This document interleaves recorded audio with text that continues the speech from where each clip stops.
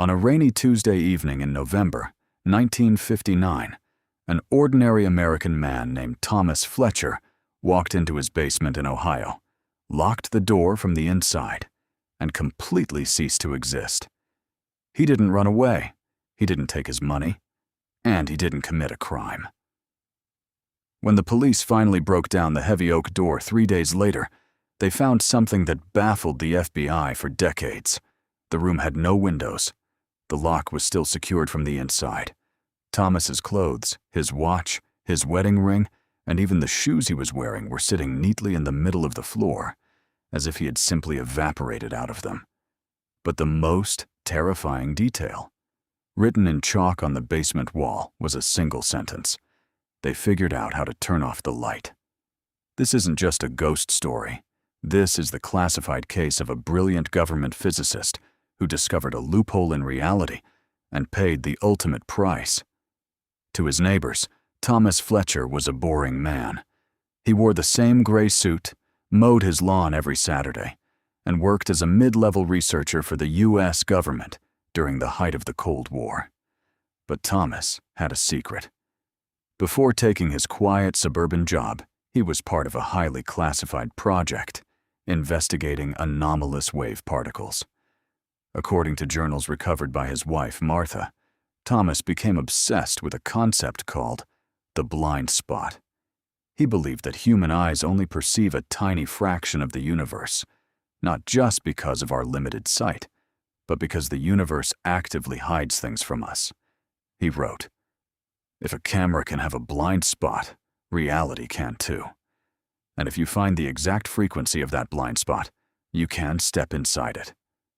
By 1958, Thomas began spending all his free time in his basement. Martha reported hearing strange noises coming through the floorboards, sounds like low-frequency humming, buzzing bees, and occasionally the sound of a second voice, even though Thomas was entirely alone. As the months went on, Thomas changed. He lost weight. He stopped sleeping. He became terrified of his own shadow. Martha told police that she once found him staring intensely at his shadow on the living room wall, crying, trying to peel it away from the surface. He began painting his entire basement pitch black, every square inch of the concrete walls, the ceiling, and the floor. He brought down massive industrial-grade studio lights. Why? Because Thomas believed that shadows weren't just the absence of light. He believed shadows were intelligent.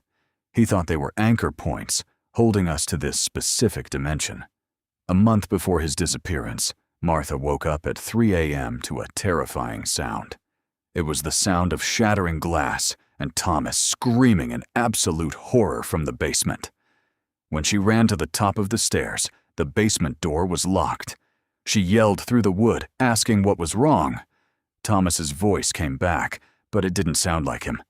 It sounded hollow, like he was speaking from the bottom of a deep well.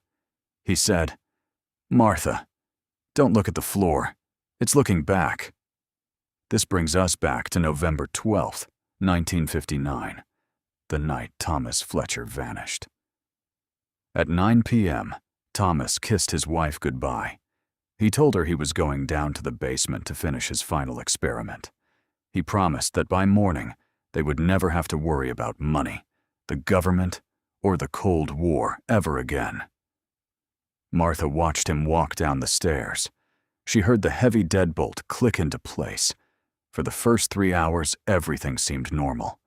The usual low-frequency hum vibrated through the house, but at exactly midnight, the humming stopped. It was replaced by a sound Martha had never heard before. It sounded like tearing fabric, but incredibly loud, like a giant piece of canvas being ripped in half right beneath her feet. Then, the lights in the entire neighborhood flickered and died. Total darkness. Martha ran to the basement door. She knocked frantically. There was no sound inside, no breathing, no footsteps, no machinery. Just an unnatural, freezing cold air seeping out from under the door cracks. When the local police arrived, they assumed it was a standard missing person case. But the moment they broke the door down, the local sheriff immediately called the federal government. The basement was empty, but it defied all logic. As mentioned earlier, Thomas's clothes were perfectly arranged on the floor. His shirt was buttoned, his pants were zipped, his shoes were laced. It looked exactly as if a human being had turned into gas and floated right through the threads of the fabric. But it gets weirder. The industrial lights Thomas had brought down were melted into pools of glass and plastic. Yet there was no sign of a fire.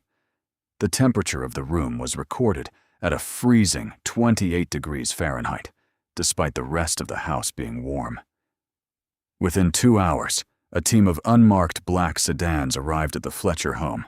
Men in suits confiscated everything: Thomas's notebooks, his research, his clothes, and even the chalk message on the wall. Martha was forced to sign a non-disclosure agreement. The official police report was changed to state that Thomas Fletcher had simply abandoned his family and fled to Canada. Case closed, right? A tragic story of a scientist who lost his mind. Except for one final, chilling detail that the government couldn't clean up. 10 years later, in 1969, the Fletcher house was sold to a new family. While renovating the old basement, the new owners tore down a false wall that the government had installed. Behind it, they found Thomas's original workbench that had been missed. And carved into the wood of that workbench was a frantic message, written in what forensic tests later confirmed was Thomas Fletcher's own handwriting. It read, "I didn't leave the room. I'm still here. I'm just on the other side of the dark. Please don't turn off the lights." To this day, the files on Thomas Fletcher remain classified. Did he find a way to step out of our reality? Or did something from the dark step in and take him? If you want to dive deeper into cases the government tried to erase, hit that subscribe button, leave a comment with your theory below, and click the video on your screen right now to explore our next mystery. Thanks for watching, and keep your lights on.